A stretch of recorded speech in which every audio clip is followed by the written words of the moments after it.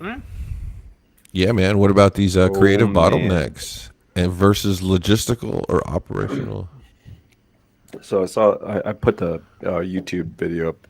This Chris Williamson, and they were talking about the Wright brothers and how Wilbur was basically like bedridden. He had like a scholarship to like Harvard or Yale or Stanford or something, and then he got in a really bad hockey accident and was bedridden for like several months. And just, that's when he kind of decided that he wanted to fly, I guess. Um, but not to go down that rabbit hole too far, but they basically they started having the conversation about how people like Wilbur Wright, people like Elon as an example, could you imagine living in a world where creativity is not where your bottleneck is? Where like you just have you just have this sort of view where all your ideas can live and breathe and have meaning and and have this like, I don't know, visceral feeling that you can like perceive and like put forth, and that really your bottlenecks start running when you start running the bottlenecks. It's like operations and logistics, not creativity, right? Breathing these things into life is not the problem. It's actual like implementation.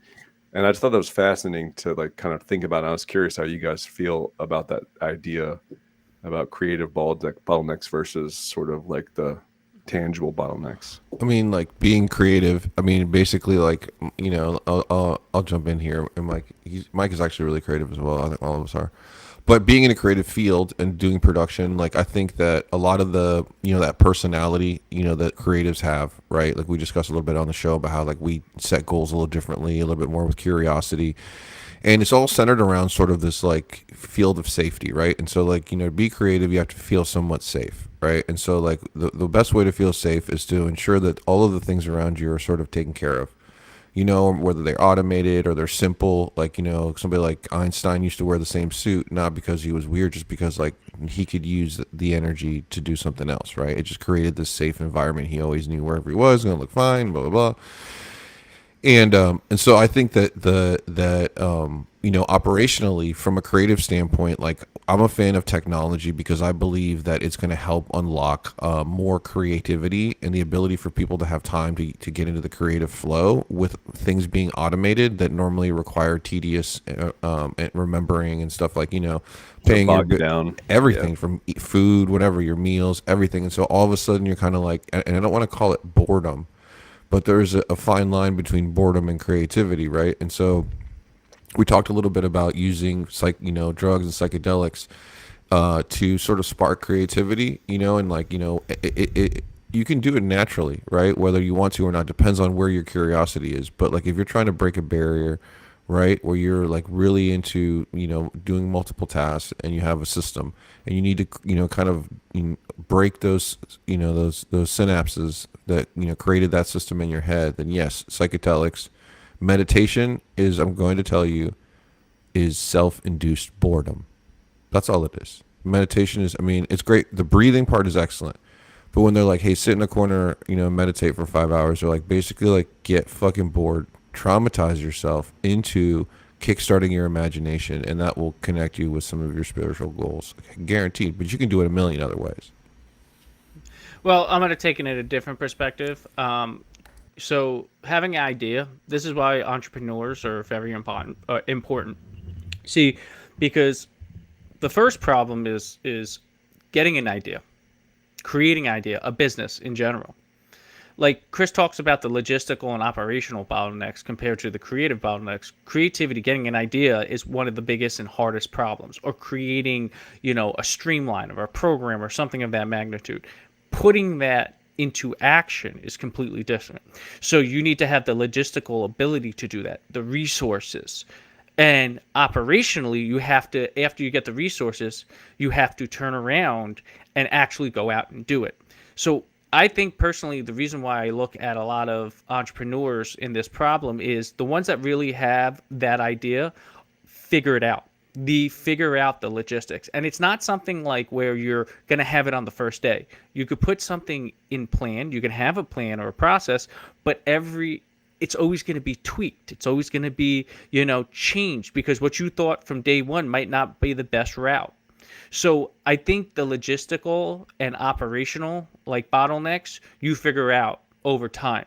I think getting that creativity, that idea to start something is always the hardest. Now, a lot of people have access to resources, and that's great. So if you have an idea for a business and you have the resources, let's say if it's the finances or the networks, that's great. But some people don't know how to do that operationally. They don't know how to put all the pieces together. So you have to get the right people in place to help you. And that's the problem. I find the creativity part of it is probably the second part that's the hardest. It's the operational nature of it. Logistically, I think logistically it eventually gets in order. You figure it out. But the operational nature of that, putting the right people around you and making it continue to smoothly run, that's always the hardest. Yeah, I like this. To speak on Mike's point of view, I think I like this the idea of MVP, or what we call like, or what they call minimum viable product, right? And so like what that means is that like what you're doing is basically building not just a prototype, but like a working product, obviously, right? And it's the minimum. What solving just the fundamental problem, and then you iterate from there and build on it and create that problem. And I think that's a good way to create an intersection between the logistics and the creative, right? Is say like, okay, guys, like we have these restraints here on the logistics side, and we have these restraints here on the creative side. So what's the minimum viable product? What's the center of that Venn diagram look like? What's the thing that we can take to market? Zero frills, and then from there we can iterate and add value. And that's always worked, I think, for me in these types of situations. Yeah, the other thing that they mentioned at the very end of that conversation was about emotional bottlenecks and like psychological bottlenecks, and I think that's another aspect of like the creative side that because I forget which book it was. One of the books that we read last year or a couple years ago talked about how people with trauma have a much harder time getting into flow. And so that flow state where, a lot of people just, you sort of like disappear in the, It's a, 4 hours goes by and you have no idea, you don't remember what you're just doing because you're in like a creative flow. So, where like, you're how just we talked a little bit about the contrapositive, and for me, the contrapositive of ADHD is the inability to get into flow, right? And so, like, it's almost like the same, but it's almost the contrapositive of like ADHD is like you're focusing on the attention part, and with the other way, you're focusing on, hey, like I can't get into the actual like flow portion. Yeah, so I feel like there's some barriers there with like, okay, so let's say, you have the creative juices, let's say, to come up with an idea, but then maybe you have an emotional bottleneck with the implementation because you're, too afraid to voice, Scared. yeah, you voice your idea, breathe it into life, so to speak. Maybe you're being held back by, like fear and, other things. I just ultimately during the conversation, and I just wondered what that would feel like to be just so free that like the creative part was not your problem, right?